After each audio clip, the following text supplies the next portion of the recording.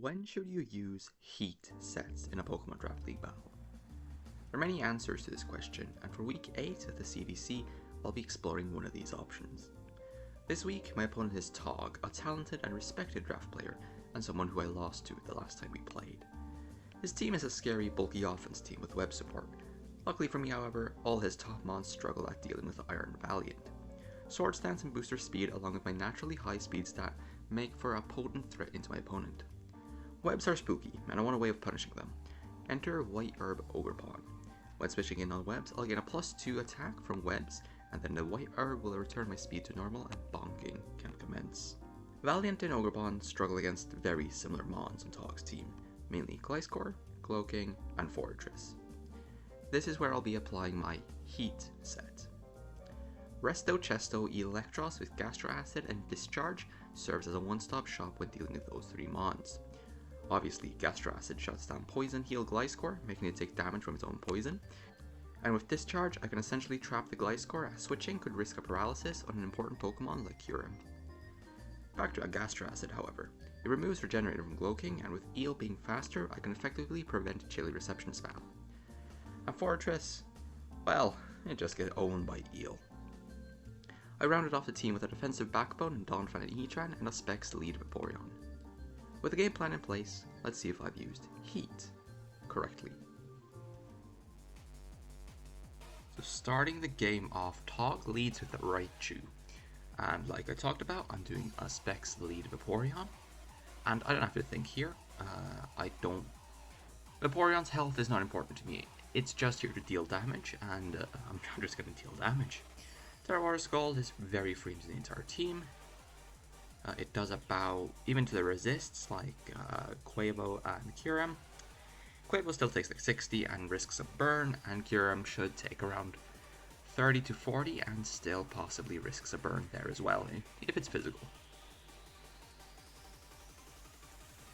But this Raichu decides to nuzzle, and that's very fine with me, as long as I don't get paralyzed, of course. So I do just click Scald, it's very free, like I said. And it brings it down to its Sash, and I was really hoping for a burn here, but, well, no burn. That's fine. I just click it again. Shows off Endeavor, and I'm gonna say Tog, not very cool using the fast electric type Endeavor back onto me. That's kind of my thing. Not very cool, therefore you had to die for it. So Raichu dies, and I've still got Vaporeon here at 1 HP. And it's not important to me, not important to the game plan, so I'm just going to sack it to whatever comes in. If it's Quavo, then I might, maybe, do something else, but probably not, because, Water absorbs, it can't Aqua Step. But here comes Porygon, and, well, goodbye Vaporeon. Yeah, poor Vaporeon is super dead here, ladies and gentlemen. With just one easy tri-attack, Vaporeon goes down.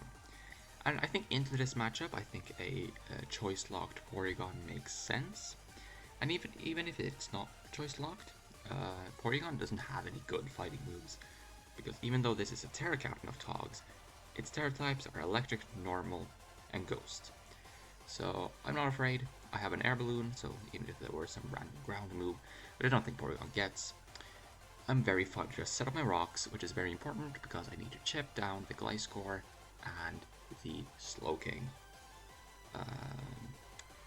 as Tog did not bring Fortress to this game. I should probably go through what ones he brought, because you see when I was recording this, team preview was just one big white light. So he has a Kyurem, a Quaquaval, a Cloaking, a Gliscor, a Raichu, and a Porygon Z. Speaking of, here comes the Cloaking, and I've got my rocks up. And I don't know what this thing wants to do. It could Surf and Focus Blast. It wouldn't do much because I am very sped off. But I just don't want to lose that balloon because I think it could actually be really good for the Gliscor later on. But this is one of the mons that I need damage on, so I'm super okay into going into my little funny guy, my little guy, my good old Electros. And then we got to see how good this game is. Anyways, they Thunder Wave, and obviously I'm electric type, so that's fine. And here I want to take my chances because I'm not really sure if they want to a Chili here or just hard switch into Gliscor. So I Gastro in case they hard switch, but they stay in and they are going to click that chilly reception. And in comes the Gliscor, which kind of surprised me in the moment, as I've already revealed my Gastro Acid, so it felt a bit risky to bring in this mon who's very reliant on its ability, but I'm not going to say no. I'm just going to click Gastro Acid. It's what this mon is here to do. It's what it's going to do. So they decide to Toxic me, which I'm Resto Chesto, so I do not care in the slightest. Only way I would care here is if they are knockoff, which they could very easily be, but Eelektros's only job here is to keep on pressuring the Gliscor and to an extent the Gloking. And I want to trap the Gliscor. I want to make sure that the Gliscor can never feel safe switching into anything besides the Gloking. That's really important with Discharge. Because if I Discharge and I paralyze the Kyurem, the Quavo, or the Porygon, that's really, really bad for Tog. But if they go into Slowking, that's consistent chip I'm getting on it, and I can Gastro Acid, meaning that they can't get Regenerator Recovery, and I'm keeping both the Gliscor and the Gloking low by threatening a paralysis on the rest of his mons. So it's actually really nice that Raichu died so early on. And they're just going to set up rocks. And I think this turn is the most likely for him to switch. And I don't want to take any more poison damage, so I'm just going to rest off here. And they do switch, and of course, since they are fearing the paralysis from Discharge, their best mon is Gloking. And I'm just going to rest up, get my HP, and have a jolly good time. And here, I like getting damage, so I'm just going to click Discharge. So when Discharge comes off, I need this Gloking at around 60% to be favorable, because then it super dies to a Shadow Claw from Valiant if it's Spadef. But that Discharge damage, it didn't look like a Spadef Gloking to me. I think it's Vizdef. So I'm actually going to need a bit more damage, which is why I go for Discharge again instead of the Gastro Acid. But they do end up chilly receptioning. So they are going to actually get that regenerated health back because I did not click Gastro Acid. Once again, it's our favorite poison heal mon, the Gliscor. It's going to take rocks, which is 12%. It's going to heal from poison heal, which is 12%. And I'm going to Gastro Acid as they miss their toxic, which is very unfortunate for them. But this Gastro Acid here removes the ability, and they're going to take yet another 12% from poison heal, meaning that from this entire interaction, I traded about 120 HP off my Eel for 12% of Gliscor, which is favorable for me, because I need this thing chipped. And here they revealed to me that they're toxic, they are Stealth Rock, most likely Earthquake, and then I'm thinking Protect, final move. So Heatran is completely safe here. But they go back into their Gloking. And, I mean, Heatran has a pretty good matchup in the Gloking. Last time I switched out, so they might think that I'll switch again and possibly make a not so great move because of it. But with the Gliscor being as low as it is, I'm fine with potentially losing my balloon here. So this Magma Storm, it's just good damage. I just need this thing chipped, and luckily I do hit, and I'm doing a lot of damage. So this is absolutely not a special Gloking, very physical. They're gonna Thunder Wave me, and I mean I'm a Heatran with pretty much no speed investment. I had a little bit in case I was being crept by something. But I don't mind being powered. As long as I hit my moves, I'm fine. And now they're at about 40%. So if they chilly, they're going to be at about 70 something. And then they're going to take another 12. So they are going to end up below 67%, which is kind of where I need them to be for my Valiant. So right now, both Gliscor and the Gloking, are in Valiant range. And because my opponent didn't bring webs, the Ogerpon Wincon is kind of not as good. Which is why I'm focusing so much on getting my Valiant endgame going. My cat has joined us. Hello. And they're going to Chilly Reception out of my Magnum Storm, which makes a lot of sense. I clicked Flash Cannon just because I wanted to confirm damage to make sure it was in range of Shadow Claw. And they're going to go into Quavo. My cat is speaking to me so much. Alright. Luckily, I hit through the paralysis and get a big Flash Cannon off. It's a nice chip. And looking at this Quavo, it has about 3 potential moves it could make here, in my head. That's either Aqua Step, Close Combat, or Brave Bird. Brave Bird would be very ballsy, because I could be Will-O-Wisp, I have brought that before. If they Aqua Step, then I should always go into Valiant, because I'll outspeed at +1 because of my booster speed. And then I can start clicking buttons. And since they didn't bring Rabambi, my Valiant just outspeeds their entire team naturally anyways, so I don't even need my booster speed, so I'm very willing to go into it. And obviously if they click Close Combat, Valiant's a great play for me to have made. So Valiant comes in here, and this Quavo is actually going to reveal that it was going for, never mind, booster energy first. You know, now you're left in suspense at what possibly could it have clicked. Well, it was Encore. And if it's Encore Quavo, I'm thinking this doesn't have Brave Bird. I'm just gonna Sword Stance. If you Encore me again, you're crazy. If you stay in, you're crazy. Because I could just Spirit Break and kill you. So I'll take this opportunity to Sword Stance. If I get punished and Encored, that's fine. Like I said, I don't need my booster speed to outspeed your entire team. The only thing that would be bad for is it does make me a bit weaker to a Quavo sweep in the endgame, because one Aqua Step would outspeed my entire team.